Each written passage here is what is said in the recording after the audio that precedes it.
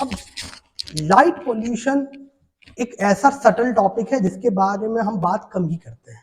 क्यों बात कम करते हैं? क्योंकि बात ये है, अब जैसे लाइट है, आपको पता होगा E equal to MC square, energy can neither be created nor be destroy.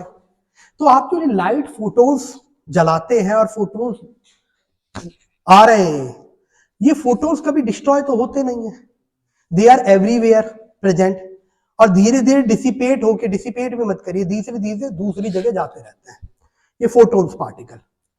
अब बात ये है, एक तो हमने इतना सारा लाइट कर दिया है कि रात भी आपको देखो काली नहीं दिखती। अब स्पेस से भी इंडिया को देखोगे या कोई भी डेवलप नेशन को देखोगे तो आप देखोगे कि पूरा जो लाइट स्काई है इट इज लिटेड विद लाइट। अब इस प्रॉब्लम हमारे लिए तो है ही, ये प्रॉब्लम जो अदर फ्लोरा एंड फोना है, पर्टिकुलरली जो फोना है उनके लिए ज्यादा प्रॉब्लम है, एनिमल्स जो है उनके लिए ज्यादा प्रॉब्लमेटिक है, इंक्लूडिंग अस। क्यों? सबसे पहले तो हम ये देखें कॉन्सिक्वेंसेस क्या है इसके। कॉन्सिक्वेंसेस में बहुत सारी चीजें देखने को मिली है। जैसे 2003 की एक रिपोर्ट कहती है कि जो बीचेस हैं और इन पे जो लाइट हम लिट करके रखते हैं, इनके कारण टर्टल्स जो हैं वो अशोर यानी शोर पे नहीं आ पाते, लैंड पे नहीं आ पाते, और इसके कारण वो नेस्टिंग नहीं कर पाते। फर्दरमोर ऐसा देखा गया है कि सी बर्ड्स जो हैं वो तब तक उड़ती नहीं है जब तक डार्क ना हो जाए।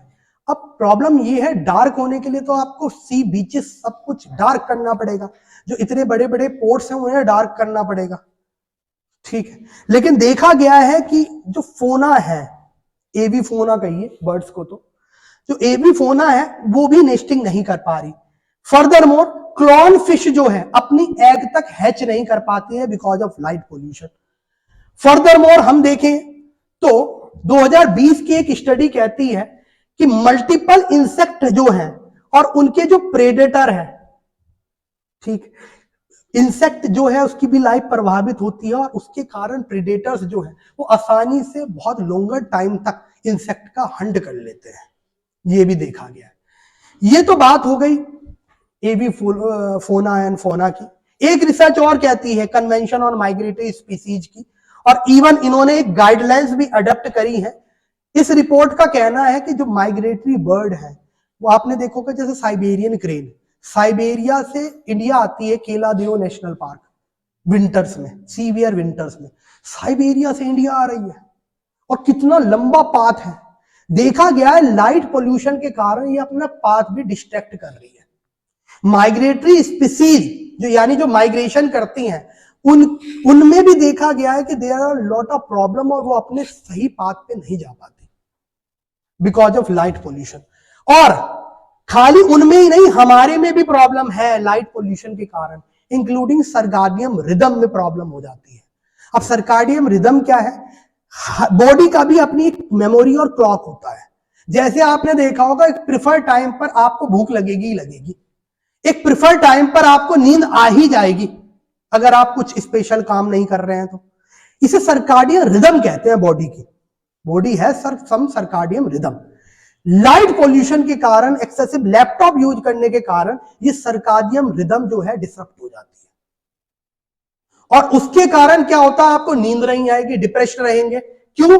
क्योंकि इवन देखा गया है मेलाटोनिन, ये भी इसका प्रोडक्शन भी हैम्पर हो जाता है। ये हमारी स्लीप को इफेक्ट करता है, हमारे मूड को, कॉग्निशन को इफेक्ट करता है, ठीक है। तो ये एक बजवर्ड है लाइट पोल्यूशन, लेकिन बात इसके बारे में कम हो पाती है। आपको इसके आफ्टर इफेक्ट पढ़ने हैं, ठीक है, क्या लाइट पोल्यूशन के इफेक्ट है। चले आगे, next topic.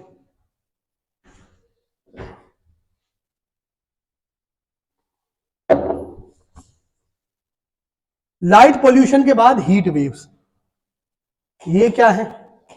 Next topic, heat waves क्या है? हीट वेव्स अगर देखा जाए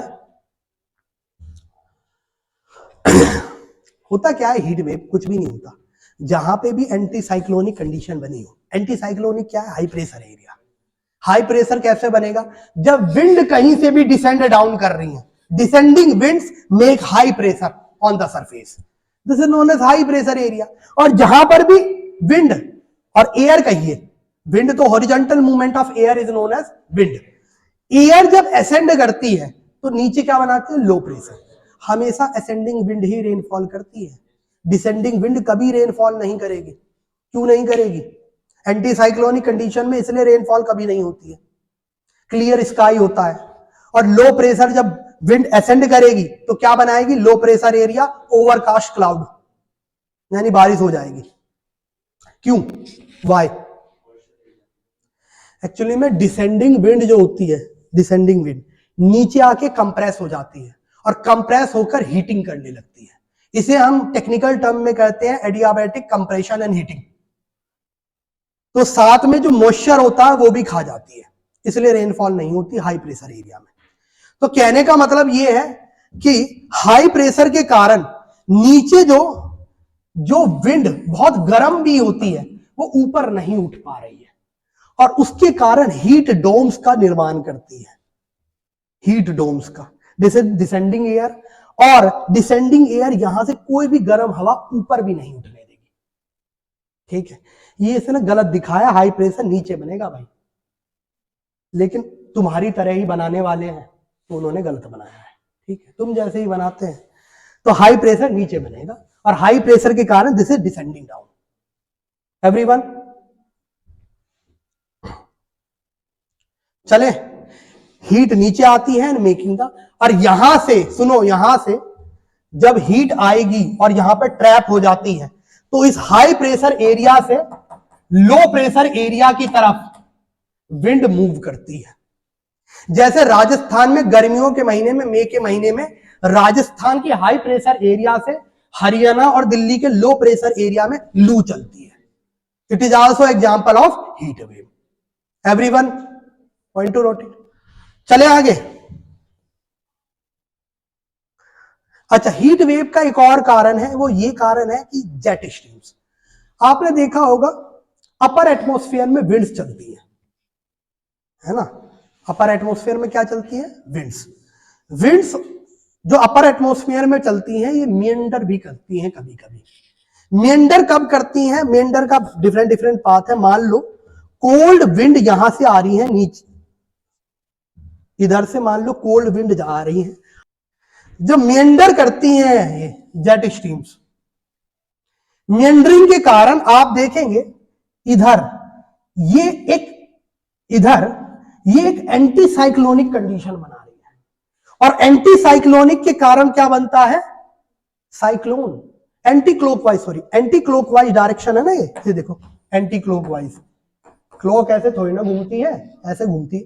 एंटी क्लॉकवाइज डायरेक्शन के कारण ये क्या बनाती है, साइक्लोन। नॉर्दर्न हेमिस्फीयर की बात कर रहे हैं, सदर्न हेमिस्फीयर में उल्टा हो जाता है, साइक्लोन बनाती है।